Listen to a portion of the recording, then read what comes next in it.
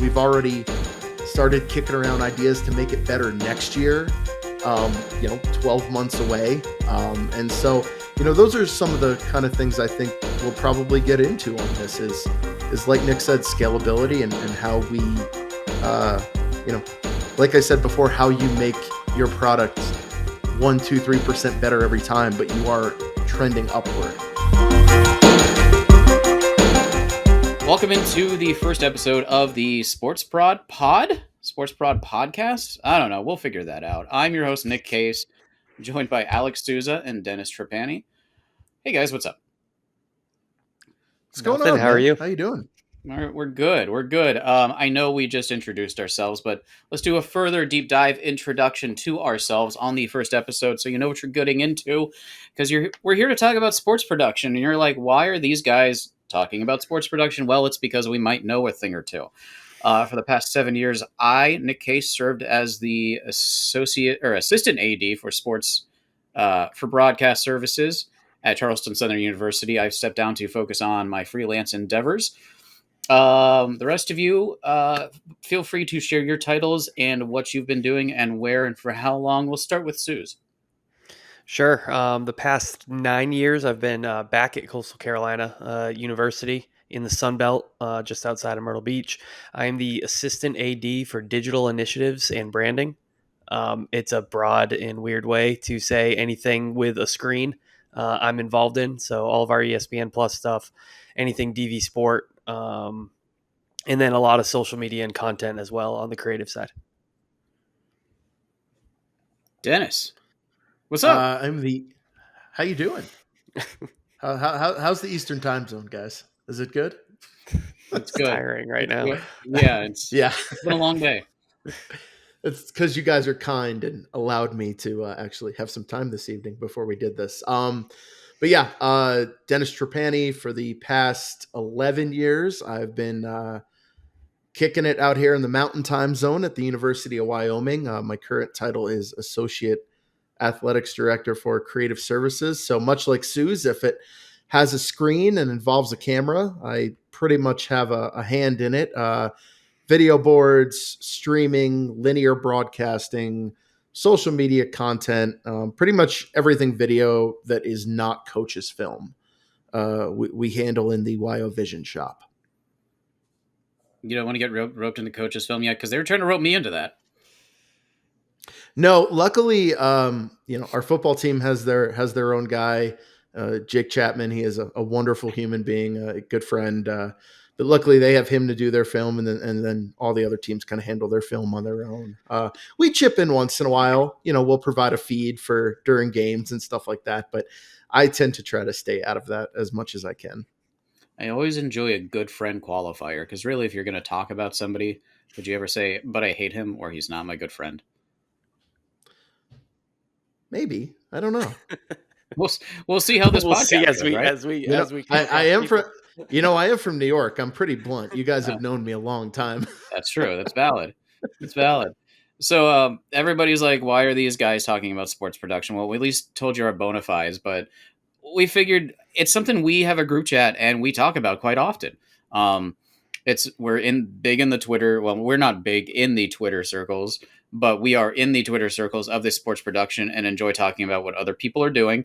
So we thought, let's kind of make this a place where we can talk about what we're kind of talking about in the group chat, and also try to involve others in the discussion as well, because there are a lot of people that we're friends with that I'm sure would love to talk about where they see the future of this industry going, what they're doing that month or that week or that year to improve their product that they think might be interesting, or just kind of discuss the latest tech that they've seen, the latest graphic package that they've seen, the latest announcing crew that they've heard that they might like. It's just a little get together of this sort of thing. And I don't know. It just seemed like a natural fit. Absolutely. I think even just the group chat that we've had, and then having discussions, with people outside of your like circle at work, or, people, for me, I have a lot of, great people that have been, students of mine or whatever, but to get outside, get different ideas, have differing ideas, is helpful, to not kind of shout into the, what do they call it? The echo chamber. Even in just the sports production world, to be able to get different ideas and see things from a different perspective will be nice. And we didn't really see anything. Now, granted, we didn't do a whole lot of research. We kind of to just we wanted to do this, so we did it. But we didn't really see a whole lot of podcasts of this nature specifically tailored toward the college space, So, and I think Alex and I being kind of in the group of five, and Nick, you being at the FCS level, I think there's a really good opportunity to talk about some of the things that schools our size do, not just necessarily the Power Five and the $15 million control rooms and all that stuff. Yeah, and even as I branch out on my own, like I'll still be working with some of the I don't want to say smaller places, but the Flow Sports, the Tupelo Honeys, pardon me, not Tupelo Raycom anymore. Those kind of groups that are still smaller and still pushing the edge of what they can do and seeing how they can expand. So it's going to be a really cool a marketplace of ideas to still step into. Also, while also being able to fold in my experience over 7 years growing out Charleston Southern to what it is today, which people say is we were honored to be nominated by SVG, and it to go against schools like Tulane or like Wyoming and at one of these smaller Division I schools is the nomination is the cliche is it's honored to be nominated, but in that case it really is because you are going against people with much bigger resources and arenas and things like that. So even though I may not be at a school anymore, I've experienced a lot and will continue to experience outside of that Power Five realm. And you have websites like Awful Announcing, or I've been fortunate to be featured on the Daktronics podcast that they do about their equipment. But there really, like you said, there really was not one focused on college athletics. There was not one focused really, even if you want to take it beyond that, like minor league baseball or minor league sports or I don't even really see much along the lines of the pro sports. I feel like in terms of the production sphere. And like you said, we didn't do a ton of research, but just a cursory glance, I don't see anything like that. So it can be a fun place to have people come on and break that echo chamber, as you said, and shout into their own little void and be proud of what they do. Yeah, and I think the what I've seen out there is, the stuff like what's going on at SoFi Stadium. And like that's cool and it's fun to see the bells and whistles, but I mean that's just not attainable even for, when we're talking like Power 5. They're not doing that. That's what you get, stories and the media tech and all that stuff on, but nothing kind of boots on the ground. Like we still all have boots in, on various grounds. But the cool thing about even a stadium like SoFi, like being in the Mountain West, I've been very lucky. I've gotten to go to a Allegiant Stadium where the Raiders play a ton of times when we're playing UNLV, or if I'm helping the Mountain West out with their football championship and that kind of stuff. But even a place like Allegiant, which is completely on the cutting edge and top line of everything they have in there, you look at it and you go, well, realistically, this isn't completely different than what I have at Wyoming. It's a lot bigger. There's a lot more of it. There's certainly advanced tech in there that we don't even come close to. But at the end of the day, it's cameras and a switcher and a graphics machine and a bunch of replay machines and a content management system to run all the graphics on the video board. And you start to get these cool little ideas of, okay, this is the $6 million version of this, but maybe I can do the $600 version of this or the $6,000 version of it. And so I especially for schools at our level, I think that's one of the biggest things is how do you adapt those things that the pros are doing, that even the Power Fives are doing, to what you're doing in your budget, and how do you make your product better day in and day out? Yeah, there is something to Yes. be said where everything that we're doing is scalable up or down to a different show. Even the smaller shows that I do at Charleston Southern is scalable down to a church show or a high school football show. And then you take that, and what I do is scalable up to what Souza is doing or what Dennis is doing. And then that is scalable up to what Alabama is doing. And that is scalable up to what the Chargers are doing or the Steelers are doing. So it really is, it's a pyramid of the same thing. It's just a matter of how much more, and then how much more resource and how many more people essentially are involved in that. And so we fully believe that in this podcast we can talk about the things that affect us and how we're working, and it will be something that anybody at any of those levels can identify with, whether it is the church production or whether it is the Steelers production crew. Which, if you're listening, hi, hire me. It's something that can go up or down no matter what, and people will still find something that they'll enjoy or appreciate. I was just talking to my buddy at Arkansas. We're looking to promote a baseball player here at Coastal on social and other ways that semi similar to a Heisman campaign because he might be a top 10 pick.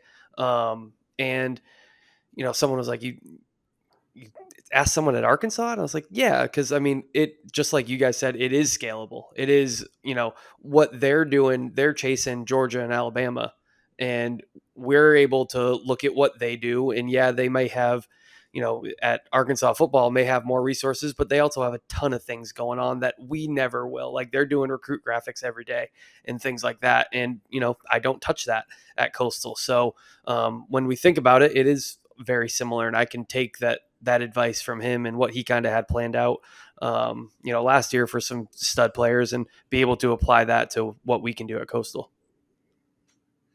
And I was going to say some of the cooler things that we'll dive into here on this. We just had Mountain West Football Media Day at Circa in Las Vegas, and I was lucky enough to I've gotten to direct that the last couple of years, and that's been a really cool thing. And we kind of took it to another level this year. We actually had our set in the sports book. We had a stage and a desk and where four people could sit at, and whether it was our hosts and two players or our hosts and the head coaches on the second day, that was what everybody else saw. But what was really cool is if you had looked over the edge of that top down into the sportsbook seating, that's where our control room was built. We took about 4 or 5 of the little private booths up, and one was replay or playback, one was graphics, one was the switcher, one was a producer and director, one was audio. And it goes back to scalability. And okay, pretty much at the same time, the Big 12 had their media day going on over at Allegiant Stadium, and that was obviously massive and on a completely different level. But we did something pretty cool, across town at Circa, and we're really proud of it. We thought it turned out really well. We've already started kicking around ideas to make it better next year. 12 months away. And so, those are some of the kind of things I think we'll probably get into on this is like Nick said, scalability and how we, you know, like I said before, how you make your product 1, 2, 3% better every time, but you are trending upward. You talked about it. You did that over the summer, and it's something we wanted to touch on because the summer is something that in this industry we have sort of. I feel like it is going away. I feel like the summer that we used to have is not what we have anymore. But what you guys do over the summer? Because I feel like that's something that's different for everyone, and it's definitely something that everybody can find interesting. Obviously, Dennis, you did your media day, but what else do you guys do over the summer? Dennis, go ahead. A lot of it, I think, we always talk about here at Wyoming is take your time when you can. So that was certainly first and foremost. Is I took a little R&R. I went back east and saw some family and went up to Canada, saw some friends. But other than that, we're pretty unique at Wyoming in the fact that we don't have baseball, we don't have softball. So our athletic season is maybe a little bit shorter than most because we don't have that baseball postseason like you guys have that goes into June. So I was lucky enough, speaking of baseball, to go direct the Mountain West Baseball Championship. So that was like kind of the first thing of my summer was I went down to Albuquerque, and New Mexico has a great control room down there. And we actually were able to Remy it from Albuquerque. The tournament was in San Diego, and we remmied it in Albuquerque, which was really really cool. That was really fun to do.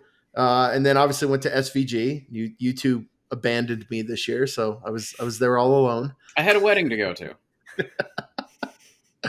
But no, after that, we've been trying to really just kind of get ahead on things this summer.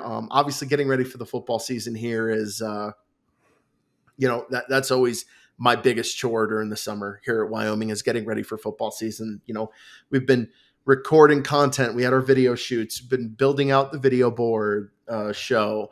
We've got some really exciting home games this year. We've got BYU coming in September 14th. So BYU and Wyoming, pretty historic rivals back when they were both in the Mountain West. So the first time they've been in Laramie in a long, long time. So that should be a lot of fun. Boise State comes in as our last home game of the season. That's in late November. So knowing the weather in Laramie, that might end up being pretty fun weather-wise. Maybe not for the people on the field, but for those of us in Beautiful television. warm control rooms. Yeah, in warm control rooms or watching on TV, that could be awesome. But yeah, no, just kind of getting ready for this season. We had an interesting off season. We hired a new football coach and a new men's basketball coach. So that was made for some very busy times in Laradice.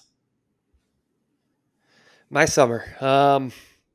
It started the day baseball ended on May 14th. The day after, I suppose. I got on a flight as far away from Myrtle Beach as far as my family. Went up to Cape Cod, saw them.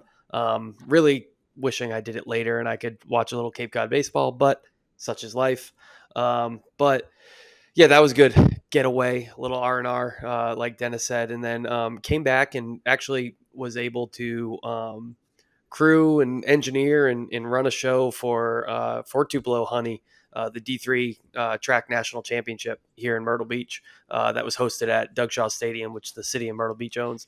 That was really fun. It was our second track event that we've ever done. We did the Sun Belt Championship last year, and it was fun to kind of improve on that and kind of get myself and the students some freelance reps and be able to work for a different production company, a different producer, instead of just always hearing from me. So that was really fun. I think they enjoyed it and they made some really good contacts, which is, one of my big goals. Teaching students and things like that to be able to, get them out in the industry once they graduate. And then we've been pretty much just gearing towards football and our really exciting fall with a new soccer stadium that we're going to be able to unveil here in middle of August and start doing shows on August 15th. But also a championship volleyball team and a whole bunch of new stuff going on at football, coming off of a bowl win, including like DV Sport now doing in-game video on tablets. So kind of figuring all that tech, fiber, all that with our facilities and project management group. And it's been crazy. Luckily have been able to add a third position to my unit, kind of give one of my guys, Josh Whitlow, who's multi-talented and multifaceted, able to let him focus on content and creative stuff. And then we're hiring a new broadcast person. We're going through those interviews now and kind of reworking the unit now with a little bit more manpower to where we can do some things, the way that we've been dreaming of and writing on whiteboards forever. Now we can actually kind of make that come to fruition. So pretty exciting times, and even more exciting, a new AD here in Conway. So throwing ideas at him, he's throwing a lot of ideas at us. Chance Miller, coming from South Carolina, who's the deputy AD there, is our new athletic director at Coastal. So able to work with him and kind of put a new spin on our game day experience and some more content that should be rolling out here pretty soon. And my summer was unique. Obviously, like I said, I stepped aside from my role at Charleston Southern. So I spent the summer getting everything ready for whoever comes next. And it's kind of an odd feeling. Getting things repaired, getting things replaced. I had to replace an entire TriCaster, so I had to build that thing up from scratch, from the top down, and reset everything, every macro, every ME, every DDR bin, everything is rebuilt. And really, it's not hard, but it's just tedious because you're building for football, you're building for men's and women's basketball, you're building for baseball, you're building for whatever show you have on there. Making sure that every input is still accounted for, making sure that every NDI source is still accounted for. It was a process, but one that I don't mind. So that was cool. Also had some dealings with Tupelo Honey, like Alex. I went up to Raleigh and did the D2 World Series for them, produced and directed. Fun experience. Got to work on some equipment I'd never had before in terms of like graphics. Other than that, tried to keep it chill just because I needed it. Went up to Raleigh again for a wedding. I hit up Bucky's multiple times, and really that was the best part of the summer. But went to the wedding for my buddy Nick Forbes, who's at Duke. He was previously at UNC. Before that, he was a part timer for me, and we were fortunate enough to get invited to their wedding. And it was a beautiful wedding.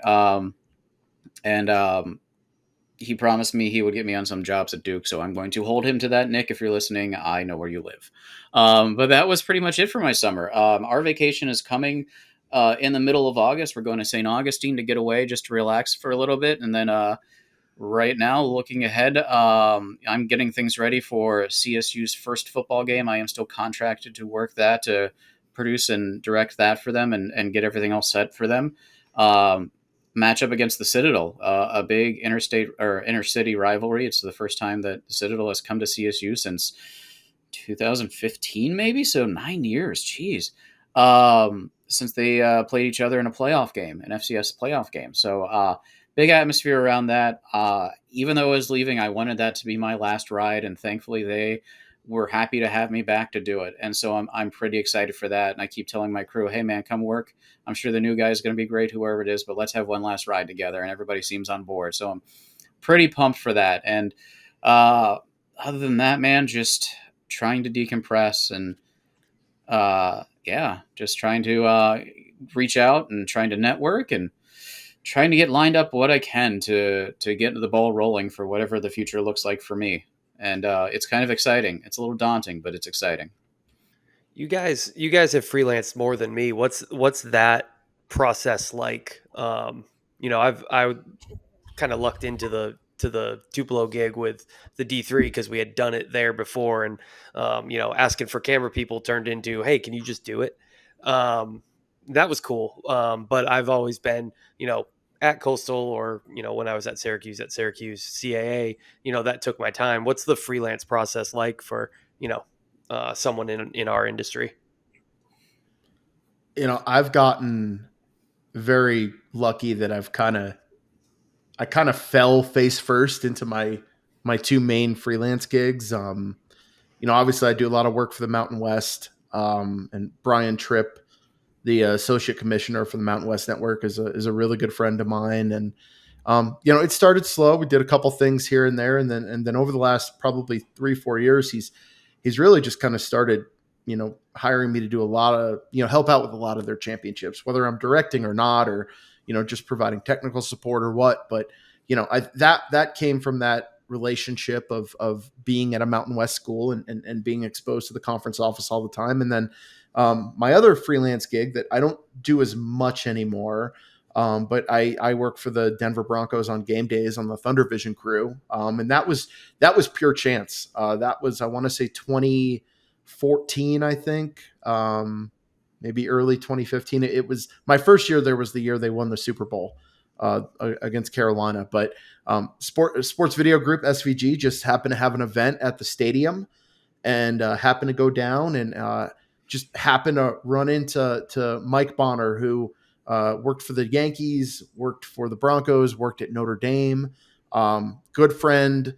And he, we just hit it off. He realized that I had worked at Army back in the day, and and they had done some things with Army, obviously Army playing at Yankee Stadium and things like that. So we had some mutual friends, and next thing I knew, at the end of the day, before I had went back to Laramie, he kind of caught me and said, "Hey, do you want to maybe join the game day crew here?" And I said, "Sure." So I edited for probably 4 or 5 years, pretty much into COVID.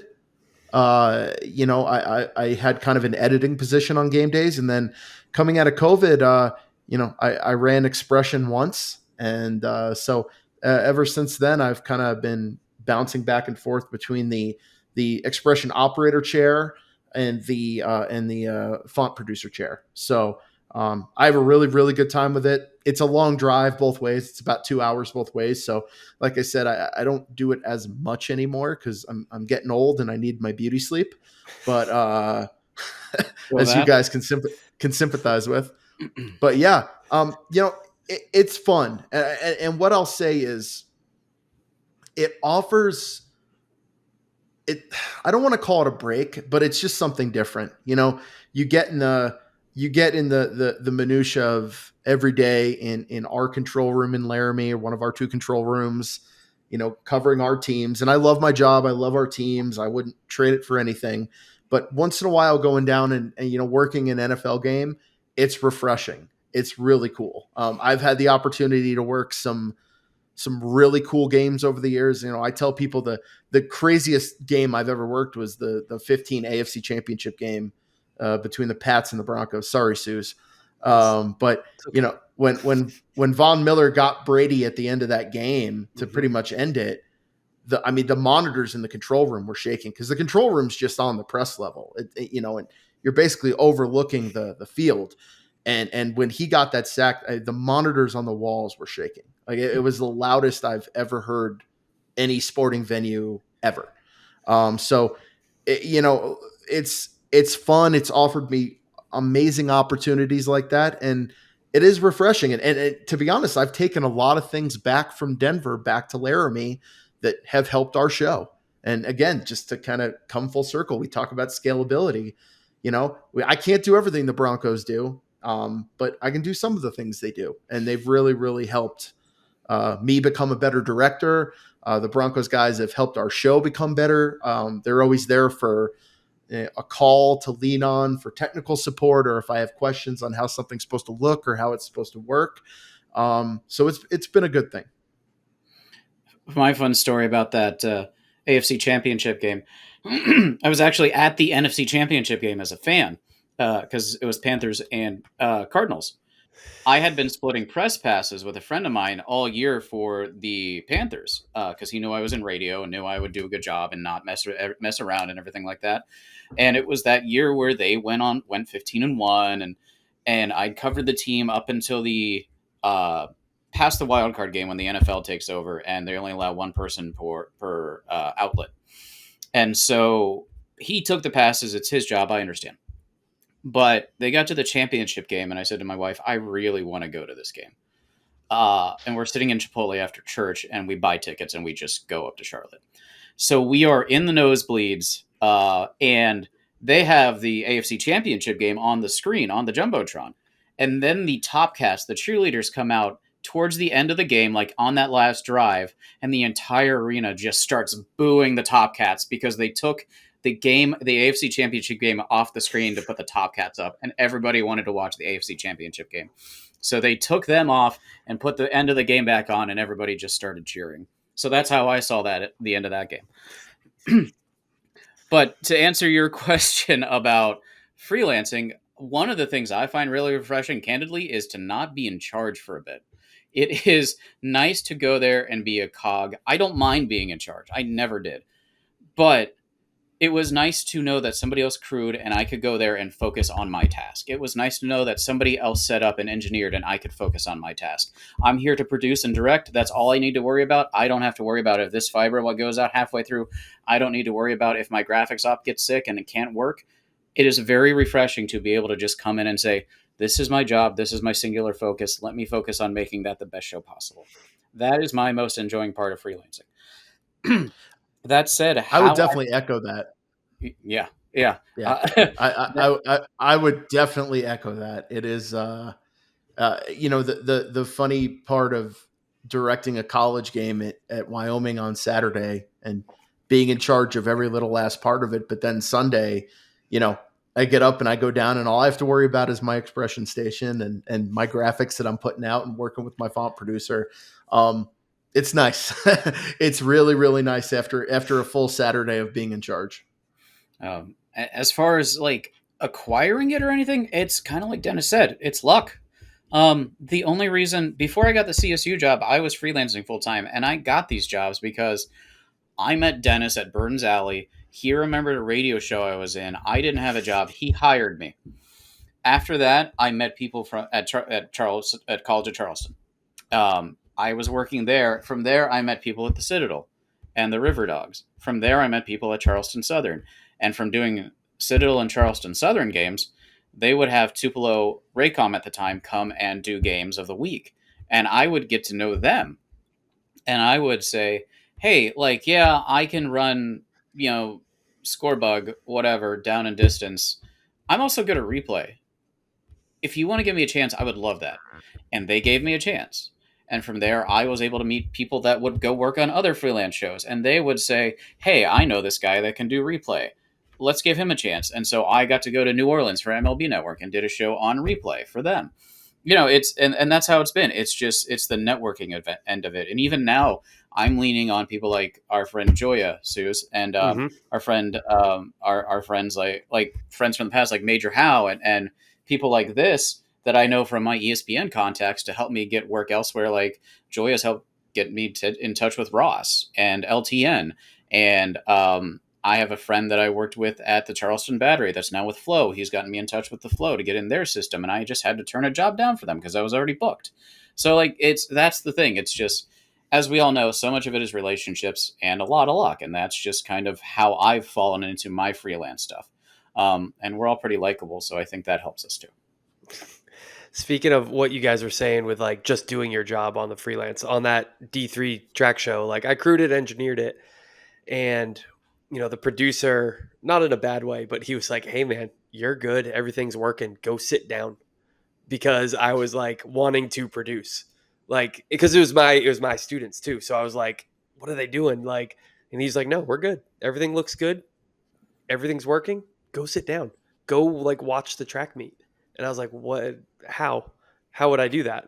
But it was once I kind of got it through my head and did it, like it was pretty cool. So like you guys said, it was nice. Like no, everything's working. I'm just here. If they call me, I'm ready to go. But otherwise, just I watch some track. Yeah, it can be I, a jarring feeling. yeah. I mean, one of the hardest things I've ever had to learn, Nick, you know from our days doing shows at CFC. I mean, Nick would come in and help me, but I'd be running around setting cameras up, and then I'd be going in and building graphics, and then I'd go build the switcher, and then I would actually TD the show, and then so you get used to that. But one of the hardest things I've ever had to do is kind of let go, Mhm. and I've started to do that more the last 5-6 years with my younger staff and my students. And now it's kind of to the point with certain things that I'll just go, okay guys, like I'll help you get set up, but I want you to build the show, and I want you to come up with the graphics ideas, and I want you guys to basically do everything. I'll be here as the safety net, but this is how you start to get ready for those days when I'm not here, when you go on to a different job one day and you're running the show. So that was really hard for me to let go, but it's also been really rewarding in the sense that I've seen younger staff members, students, kind of step up and take that role and succeed. Yeah, and that was something I was guilty of at CSU that and I told this to somebody and it's awful that I say this, but COVID gave me a break because I was burning myself out because I was doing everything and I did not trust people that like I had crew members, like I said, somebody's at Duke now, one's at NASCAR now. I've had people that went to Rice and Arizona, but I did not trust them to do more because I thought I needed to do it. And it was burning me out. And then our 6 month COVID break where we were working from home or didn't have broadcast kind of reset me and made me say, I need to reassess this because I was in a bad place with that feeling. And helped me give people more opportunities, had worse shows, quote unquote, that the person watching at home doesn't notice or care, but I notice. But it's like these people need to take these lumps and get better, and then they will be good and it'll be fine. And it was that was a big lesson that I needed to learn as well. Like Dennis said, he was the guy running the cables, he was the guy building the graphics, he was the guy TDing after everything, and that was me too. And so that's the refreshing part of this freelance stuff is just like I said, I don't mind doing it, and I was better towards the end of my time about having other people do things, but it is so nice to just drive up to wherever and say, I'm here to run graphics, I'm here to run replay, I'm here to direct, I'm here to produce, and that is all you'll get out of me, and I'll get a free meal, and we're all going to be happy. Yeah. And that's very true. Hey, come on, we're TV guys. The free food is It's that's part of almost it. everything. Yeah. But you guys have heard me say, a million times that I always tell my students, guys, it's not the Super Bowl. And guess what? If you watch the Super Bowl, they make mistakes too. So, it's kind of that's really the biggest thing that I've tried to drive home to my students specifically is, I remember being that age. You guys remember being that age eons ago at this point. But when you're young and you're trying to, make your mark and get your foot in the door and get yourself started, every mistake can feel like the end of the world. And looking back on it now, you go, well, no, it's really not. But when you're 21, you don't think that way. And so that's kind of our job is, the mentors. They say you don't get to choose your mentors, and those poor kids that ended up with us, that's another story for a different day. But that's kind of part of our job as those teachers is, let them know, hey, it's okay to make a mistake once in a while, and just don't make the same mistake over and over and over again. Learn from it when you make it and become better. Dennis, you're one of my mentors, so take that however you will. And I suppose over the upcoming episodes, we'll decide if that was a good thing or not. You poor But- guy. I am so sorry. I feel like that's a good ending point for episode 1. That'll do it for episode 1 of the Sports Prod Pod. For Alex Souza, Dennis Trapani, I'm Nick Case. Good night, Satellite.